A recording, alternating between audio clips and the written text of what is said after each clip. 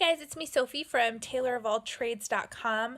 You can also check me out on Instagram at TaylorofAllTrades or my personal Instagram, which is at Soph_improvement. So I just wanted to take a few minutes today to do like a review or an introspective. Those of you who have been following along know that I'm on a weight loss journey that I started December 19th of 2016, so about a year and a month ago, almost exactly. And when I very first started, I had basically just gotten to the end of feeling like crap, and I was my heaviest I've ever been at 240, and I just had enough, and I wanted to make some serious changes for two really important reasons.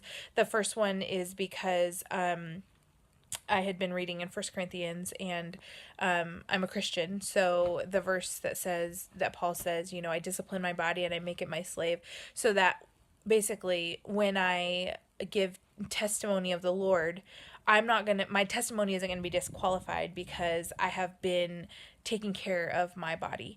And I realized in that moment that I have not been self-disciplined like ever in my life with my body. I mean, maybe when I was in high school playing water polo and swimming, but that was more of like you're healthy because you work out, extensively in these crazy settings twice a day for 4 years. It was more like a default healthiness. I've never eaten well, certainly not before I started last year. I just never ate well my whole life, really. I just ate whatever I wanted, and when you're young and your metabolism is faster than the food you eat and you play rigorous sports, you don't really have any issues in terms of weight. But as you get older and start to have babies, your body changes.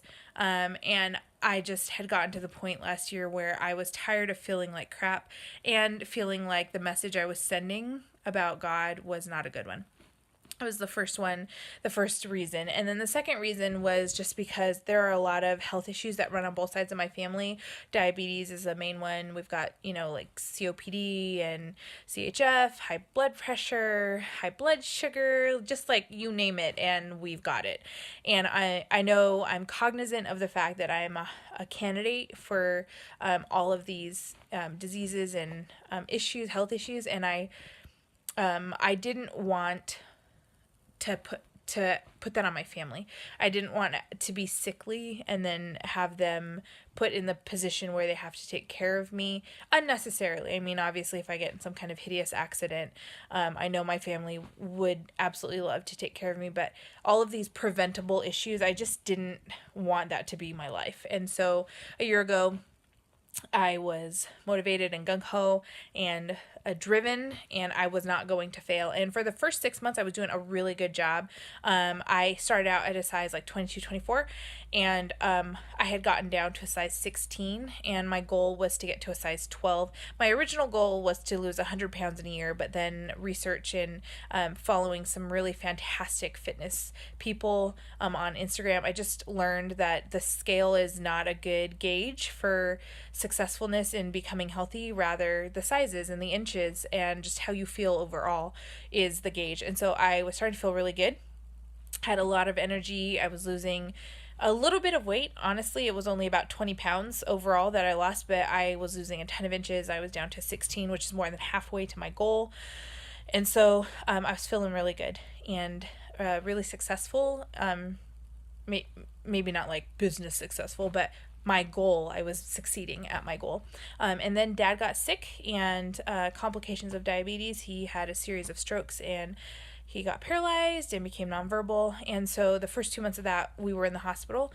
My mom and I did rotations. We were there, basically alternating so that someone was there with him 24 hours a day. We had a few family members and friends who were helping out with that, but predominantly it was my mom and I at the hospital. That was pretty grueling. And then again, the next 2 months, my mom and I switched off at the rehab center that he was in. And then the final 2 months of basically this whole ordeal was my dad bringing him home and trying to figure out what that looked like and how to take care of him with these brand new medical issues that nobody had ever really had to deal with before.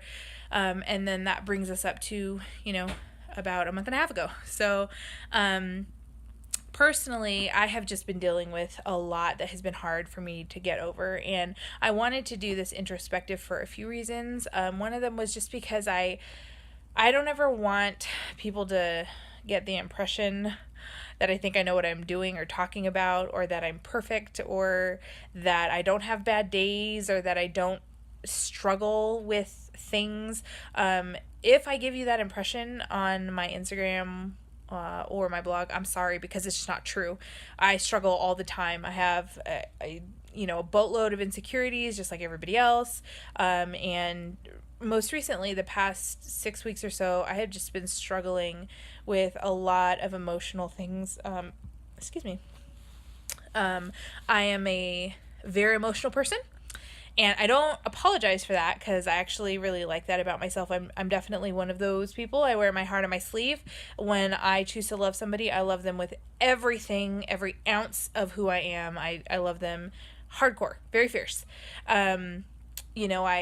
I think that the reason I like it so much about me is because I think it gives me a lot of compassion, empathy. I don't have a lot of friends, but the friends that I have, we're like sisters. We're just the very best of friends. And so I value that about myself. But if you're going to love really, really fiercely, it's going to affect you very hard when that love isn't reciprocated, or when people that you love do things that hurt you. It's not something you can get over in like 5 minutes. So this particular start of this year has been rough for me, because my husband and I, we just have been having some things, and all marriages go through their things, and we've got ours. And I think maybe like a different type of woman would just say, like, get over it. I'm not that type of woman. And you can say get over it all you want, and it probably won't work for somebody like me.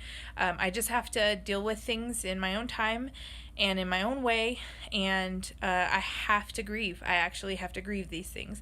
So that's what this last month and a half has been about, is me coming to realize that my grief had turned into sulking and self-pity parties, and debilitating procrastination, and just really things that are not helpful. That's what it had turned into. And so I realized yesterday when I was taking my daily pick that I just am exactly right back where I started a year ago. I'm back up to 240. I'm back into a 22. None of my clothes are fitting me.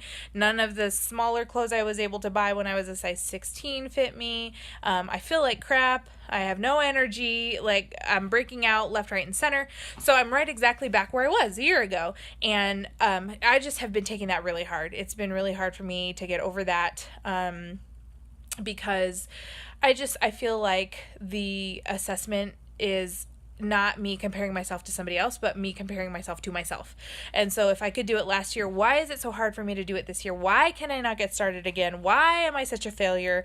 And all of these things that just really have no place in my head. They just don't. And so I got to a point yesterday where I was like, okay, I'm going to work out tomorrow, because that's kind of where it starts, like baby steps, right? Being faithful to these very small steps that once you add them all together, they really turn into something, if you set yourself a goal of, let's say you're a size 22, 24, and you set yourself a goal to be a size 2 in a year. First of all, that is so unhealthy if you're a grown woman.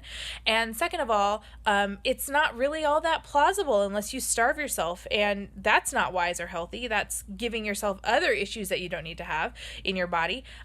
So just setting very manageable goals. And yesterday, for me, the goal was today, I'm going to work out. And what did I do? Today I worked out. Woohoo! So I'm doing this introspective, or this little review or recap of the first little leg of my journey, to say that I have not been eating well, and I have not been exercising, and I am seeing all of the effects of that in my body.